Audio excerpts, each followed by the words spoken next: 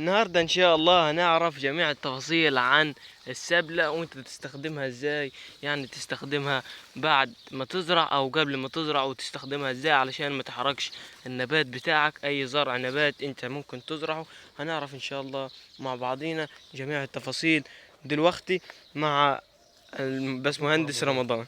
لا رمضان بس بلاش باشمهندس. السلام عليكم ورحمة الله وبركاته.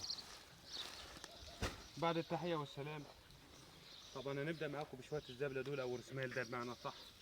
نخلينا في الرسمال.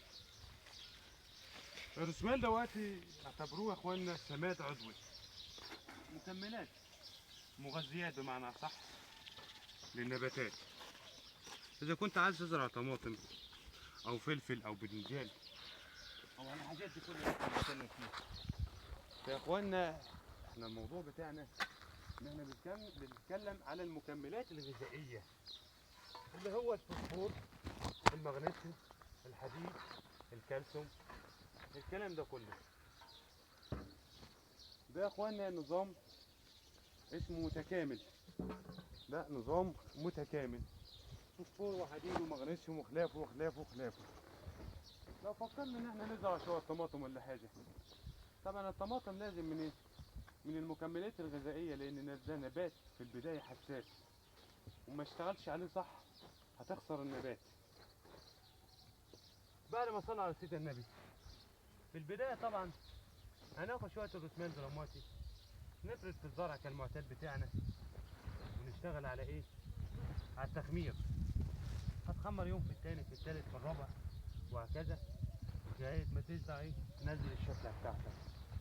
طبعا الحاجات دي فيها فوائد كبيره جدا، منها الفوسفور والحديد والكالسيوم والمغنيسيوم. السماد العضوي باكمله ايه؟ في شويه الرسمان دلوقتي يا اخواني. بعد ما صلى على سيدنا النبي، انا لو فكرت ان انا ازرع مثلا شويه فلفل وليكن، طبعا بالتالي هكون مخمر الحاجات ديت، يعني مخمر في الارض عشان اعرف افيد النبات من اول يوم زرعه، لان الموضوع كبير. فعشان تزرع بعد التخمير وسمد يا باشا، واليستحسن ليك ان انت تسمد بيه على طول باستمرار، مش في الجدر بس، جدري وفوقي. والكلام ده طبعا بنتكلم فيه كتير، بنقول يا اخوانا النباتات الحساسة لازم الاهتمام من البداية، مش قبل، من البداية بتاعتها. راجل سمت او خمرت بمعنى اصح، خمرت زرعك وابتديت تنزل الشتلة، فاول يوم هتلاقي تغيرات على ايه؟ على النبات. من اول يوم في تغيرات على النبات، لسه طبعا الجذر ما شبطش في ايه؟ في الحاجات ديت. من اول يوم بيشتغل عليك، ومن تاني يوم بيبين اثاره ليه؟ الاثار بتاعته. طبعا يا اخوانا بلاش انكم تهملوا في الحاجات ديت، لان الجذر حساس للغايه، وما خدش الغذاء بتاعه الكامل النبات بتاعك مش هيبقى صحيح في الايه؟ في الانتاج بتاعه. ويا اخوانا انا حابب ان انا اقول لكم على حاجات معينه، في شويه حاجات اللي بالنسبه للطماطم.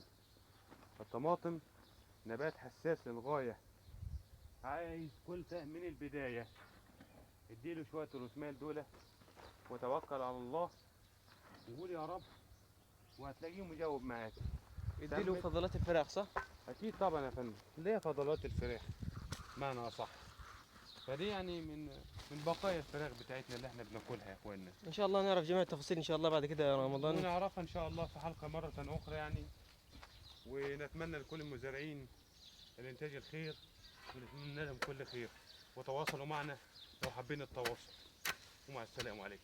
طبعا احنا النهارده عرفنا جميع التفاصيل عن الزبل وازاي انتوا تستخدموا الى نبات الطماطم، وان شاء الله في فيديوهات تانية كثيرة هنعرف جميع التفاصيل مع الباشمهندس رمضان واحنا شغالين. ان شاء الله ما تنسوش تصلوا على النبي وتشتركوا في القناة.